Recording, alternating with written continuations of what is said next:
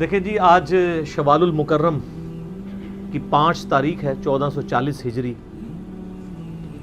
ہر عید پہ کوشش ہوتی ہے کہ کچھ نہ کچھ میسج امت تک پہنچایا جائے۔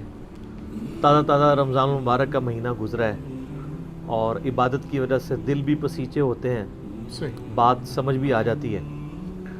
باتیں کرنے کو تو بہت زیادہ ہیں، لیکن ایک کریٹیکل بات جو آج صبح میرے ذہن میں آئی وہی آپ کے ساتھ شیئر کر لیتا ہوں۔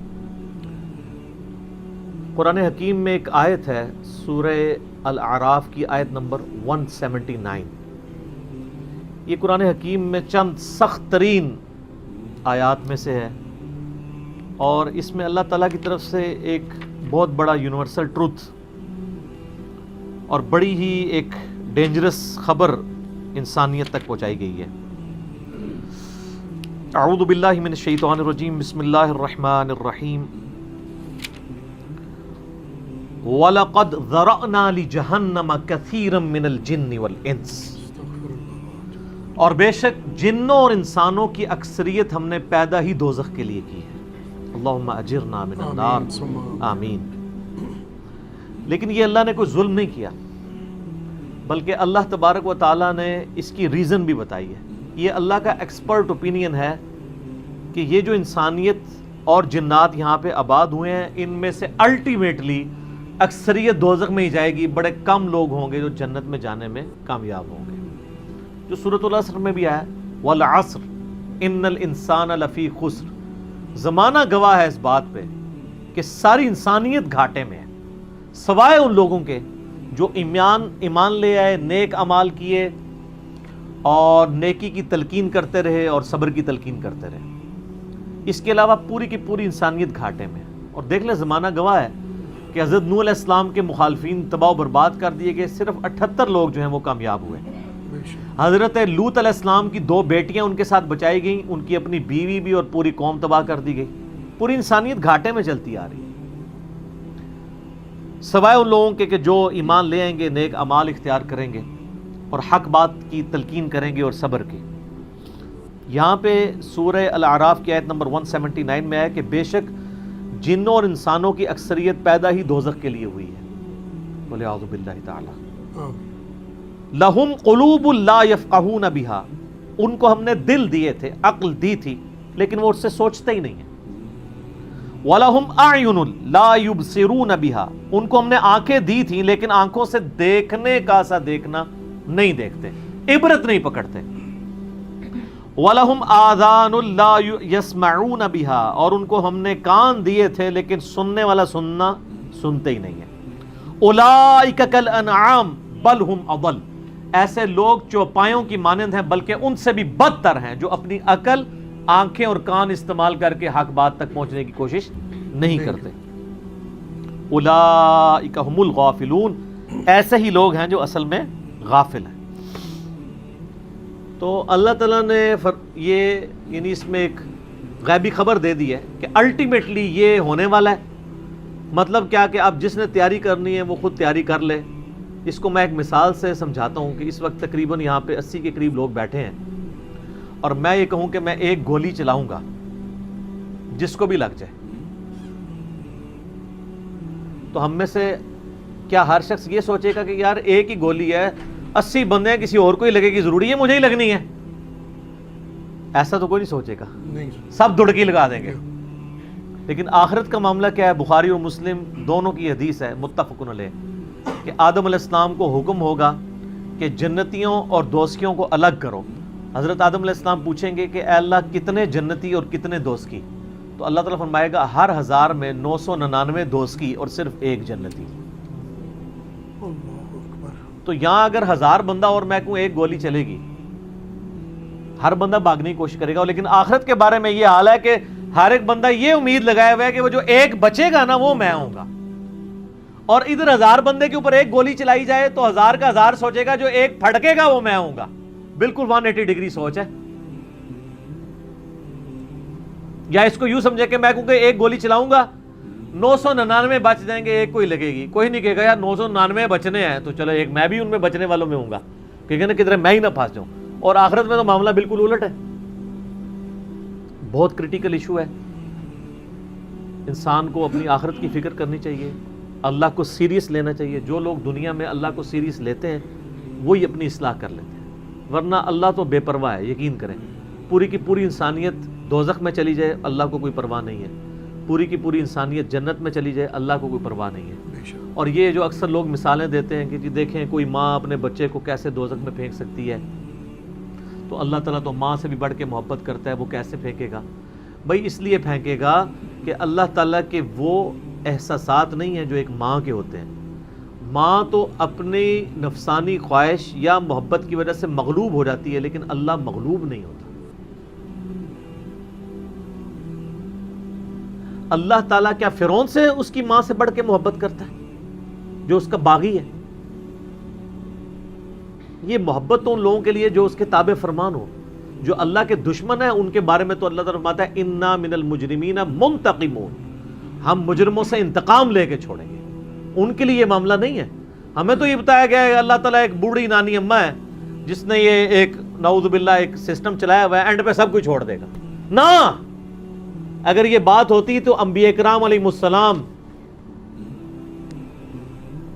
کی تعلیمات اس طرح کی نہ ہوتی کہ لوگ جو ہے وہ کیجول زندگی گزارنا شروع کرتے ہیں. بڑی سٹرکٹ تعلیمات ہیں. جامعہ ترمذی میں حدیث ہے کہ سیدنا عثمان غنی رضی اللہ تعالیٰ عنہ علیہ السلام کے بارے میں آتا ہے کہ وہ جب کبھی قبرستان جاتے تو اتنا روتے کہ ان کی داڑھی آنسوؤں سے تر ہو جاتی. تو اصحاب پوچھتے کہ آپ کے سامنے جب جہنم کا ذکر ہوتا ہے آپ پہ اتنی خشیت طاری نہیں ہوتی، لیکن قبرستان میں قبر کے سامنے یہ معاملات آپ کے ساتھ کیوں ہوتے ہیں؟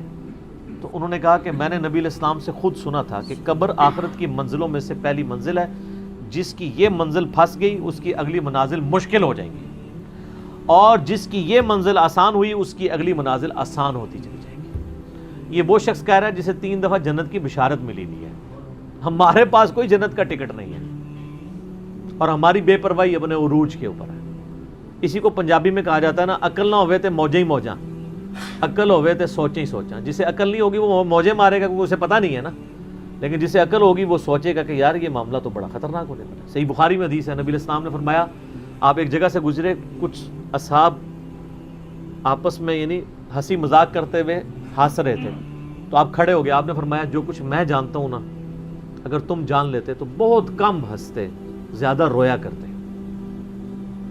بہت سیریس کیس ہونے والا ہے. صحیح مسلم میں حدیث ہے، آپ علیہ السلام فرمایا میں نے ارادہ کیا کہ میں اللہ سے دعا کروں کہ تمہیں عذاب قبر سنوا دے. دکھانے والی تو کہانی ختم سر، سنوا دے. لیکن مجھے ڈر ہوا کہ اگر تم نے عذاب قبر سن لیا تم اپنے مردوں کو دفنا نہیں چھوڑ دو گے، ایسی خشیت تم پہ طاری ہو جائے گی. لیکن یہ اللہ تعالیٰ نے سب کچھ پردے میں رکھا ہوا ہے سر. صحیح بخاری میں حدیث ہے کہ میت جو ہے وہ چارپائی پہ کلام کرتی ہے. نیک میت کہتی ہے مجھے جلدی جلدی میری جگہ کی طرف لے چلو، اور جو بری میت ہے وہ چیخو پکار کرتی ہے کہ مجھے کہاں لے کر جا رہے ہو. اور نبی علیہ السلام کے الفاظ ہیں صحیح بخاری میں کہ زمین و آسمان کی ہر مخلوق اس کی چیخیں سنتی ہے سوائے جنوں اور انسانوں کے، کیونکہ جنوں اور انسانوں کو اللہ تعالیٰ نے غیب کے پردے میں یہ چیزیں رکھی ہیں نا، اسی کے اوپر تو جنت ہے. ان الذین یخشون ربهم بالغیب لہم مغفرۃ واجر کبیر. جو لوگ بن دیکھے اپنے رب سے ڈرتے ہیں ان کے لیے مغفرت ہے اور اجر کبیر ہے. دیکھ کے تو سب نے مان لینا ہے، پھر سر اس سے بھی آگے اگر آپ چلے جائیں، صحیح بخاری میں یہ حدیث موجود ہے کہ جب میت کو سوالات کے جوابات نہیں آتے نا تو فرشتے اس سے پوچھتے ہیں کہ تجھے سوالات کے جوابات جو نہیں آئے یہ کیا معاملہ تیرے ساتھ ہوا؟ تو وہ کہتا ہے میں تو وہی کہتا تھا جو لوگ کہتے تھے، سن سنا کے سننی، ٹنی پڑھ پڑھا کے سننی نہیں. تو فرشتے کہتے ہیں تو نے خود پڑھ کے سمجھنے کی کوشش کیوں نہیں کی؟ پھر فرشتے اسے ایک گرز مارتے ہیں جس سے وہ زمین کے اوپر بالکل جس کو کہتے ہیں نا پیرلل ہو جاتا ہے، زمین کے خاک بن جاتا ہے. اور اس کی جو گرز کی اگینسٹ اس کی چیخو پکار ہے اس کو جن و انس کے علاوہ تمام مخلوقات سنتی ہے. اگر یہ سن لیں تو ظاہر ہے یہ تو پھر انسان کے بچے نہ بن جائیں. یہ اللہ نے پردہ رکھا ہے، ورنہ تو آپ بڑے بڑے بزرگوں کو دفنا کے نکل رہے ہو نا، ان کے پردے جو ہے نا وہ جنازہ یعنی اس قبرستان کے گیٹ تک پہنچتے ہوئے ساری بزرگی کھل گئی ہو، دڑل کی بات پیچھے سے آ جائے، ٹھیک ہے، لوگ ایسے بزرگی کا دعویٰ بھی پھر چھوڑ دیں گے، وہ ڈرتے رہیں گے نا. تو یہ اللہ نے پردے رکھے ہوئے ہیں. تو اس عید کے اوپر میں یہی پیغام دوں گا کہ اللہ کو سیریس لیں، اور سیریس لینے کا پھر مقصد یہ ہے کہ یہاں پہ ہمارے سب کانٹیننٹ میں کیا ہوتا ہے، یہاں پہ وہ پی کے والا ہی کام چل رہا ہے، دکھلاوا ہی سارا کے سارا چل رہا ہے. سب کانٹیننٹ میں انڈیا، پاکستان، بنگلہ دیش، افغانستان کے اندر یہ ہے کہ اگر کوئی شخص خدا کی طرف راستہ بھی اختیار کرتا ہے نا، تو زیادہ زیادہ کیا کرتا ہے وہ، کہ وہ کسی کی ماں مر گئی، کسی کا جوان بیٹا مر گیا، کسی کو کوئی بیماری آئی، وہ اللہ کی طرف لگتا ہے تو پہلے کیا کرتا ہے، داڑھی رکھ لیتا ہے، تسبیح پکڑ لیتا ہے، مسجد کی طرف آنا شروع کر دیتا ہے، اور اس مسجد کی طرف جو اس کے محلے کی مسجد ہوتی ہے، وہ ایک پریکٹسنگ مسلمان نہیں بنتا، وہ ایک پریکٹسنگ بریلوی یا پریکٹسنگ دیوبندی یا پریکٹسنگ اہل حدیث اور شیعہ بن جاتا ہے. اگر اس کے محلے کی مسجد بریلویوں کی ہوتی ہے تو وہ ایک پریکٹسنگ بریلوی بن کے سامنے آ جاتا ہے. ہونا ہی چاہیے کہ اب تم خدا کی طرف راستہ اختیار ہی کیا تو سب سے پہلے علم حاصل کرو.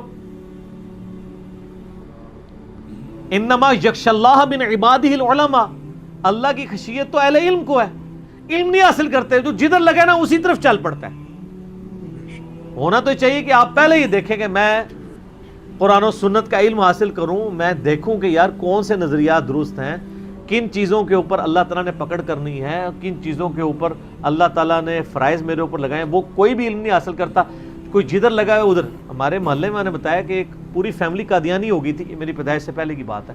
صرف ان کے گھر اولاد نہیں ہوتی تھی، بچی پیدا ہوئی، وہ والد پہلی دفعہ گیا مسجد میں، وہ قادیانیوں کی عبادت گاہ تھی، وہ قادیانی ہو گیا، پوری نسل ان کی قادیانی ہے.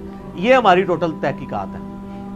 ہمارے سب کانٹیننٹ کے معاشرے میں لوگ پریکٹسنگ اپنے فرقوں کے بنتے ہیں، علم حاصل نہیں کرتے. یہی وجہ ہے کہ پوری زندگی کبھی یہ نوبت ہی نہیں آتی کہ میں دیکھوں. حالانکہ دنیاوی معاملات کے اندر سب سے پہلے لوگ، کسی نے مکان بھی بنانا ہے نا، وہ کئی ٹھیکیداروں سے مشورہ کرتا ہے، کئی مٹیریل والوں کو ملتا ہے. کہ کیا ہوتا ہے کہ وہ صبح مکان شروع کرا دیتا ہے، پوری فیزیبلٹی بناتا ہے، پوری پلاننگ کرتا ہے. لیکن ایک دین کے اوپر چلنا ہے جس کے لیے کوئی پلاننگ نہیں، کوئی فیزیبلٹی نہیں، جو جدھر لگے وہ لگ جاتا ہے. اس وجہ سے پوری زندگی لوگ نماز پڑھتے رہتے ہیں، ان کو یہ نہیں پتہ چلتا کہ نماز کا سنت طریقہ کیا ہے، اس کے اندر کیا کچھ پڑھنا ہے، اس کے کیا مسائل ہیں. کتنے شادی شدہ لوگ ملتے ہیں، بچے بھی جوان ہو چکے ہیں، ان کو غسل کا طریقہ ہی نہیں آتا ہوتا. تو علم بنیادی چیز ہے، اس کے اوپر بنیاد رکھیں، اس کے بعد جو ہے وہ آخرت کی طرف آپ کی رہنمائی ہوگی. لیکن علم کے بغیر کچھ بھی نہیں ہوگا. اس لیے میں اس عید کے موقع پر ریکویسٹ کروں گا، جہاں تک بھی ہماری بات پہنچتی ہے، کہ یہ سچائی کا پیغام سب سے پہلے اپنے اوپر لاگو کریں، پھر جاگو اور جگاؤ کی مہم شروع کریں. انسانیت کو بتائیں کہ کتنی بڑی مشکل میں وہ پھنسنے والے ہیں، کتنا بڑا معاملہ ان کے ساتھ ہونے والا ہے.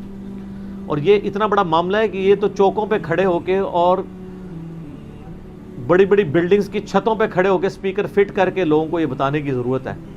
وَلَقَدْ ذَرَأْنَا لِجَهَنَّمَ كَثِيرًا مِنَ الْجِنِّ وَالْإِنسِ، بے شک جنوں اور انسانوں کی اکثریت دوزخ کے لیے پیدا ہوئی ہے، تو بچ جاؤ. ہماری حالت ویسے یہ ہے کہ ہم تو ایک بلی کو بھی آگ میں گرتا ہوا برداشت نہیں کر سکتے، لیکن ہم یہ راگنی الاپ رہے کہ انسانیت نے دوزخ میں گرنا ہے اگر انہوں نے اللہ تعالیٰ کو سیریس نہ لیا اپنی زندگی کے اندر. تو یہی پیغام ہے جی، کہ لوگوں کو یہ آیت سنائیں، خود بھی آخرت کی فکر کریں، لوگوں کی بھی آخرت کی فکر کریں، اور علم کی بنیاد پہ، تاکہ عقائد کی بھی اصلاح ہو اور اعمال کی اصلاح. جزاکم اللہ خیر عالمی.